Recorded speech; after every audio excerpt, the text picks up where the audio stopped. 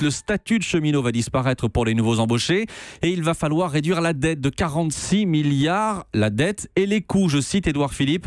Les Français payent de plus en plus cher pour un service qui marche de moins en moins bien. Bonjour Nicolas Barret. Bonjour Maxime. Directeur de la rédaction des Échos. Nicolas, on n'a pas forcément tous les chiffres en tête, mais en plus du prix des billets de train, la SNCF nous coûte à nous Français chaque année. Oui, savez-vous par exemple que lorsque vous achetez un billet de train, ce que vous payez de votre poche ne couvre que 40% du coût. Et pourtant, surtout quand c'est un billet de TGV, c'est parfois cher.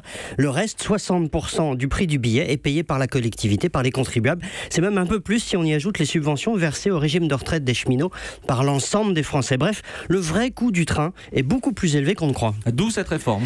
Oui, parce que chaque année, le contribuable verse 14 milliards d'euros d'aide pour faire rouler les trains, comme l'a dit hier Édouard Philippe. C'est plus que le budget de la police et de la gendarmerie réunis.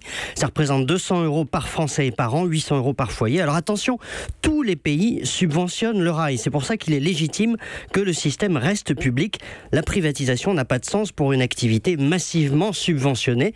En revanche, il est urgent de revoir le modèle économique du rail français, car avec un tel niveau de subvention, on ne peut pas tenir très longtemps. SNCF, le choc d'une réforme express, c'est à lire ce matin dans les Échos. Merci Nicolas Barret.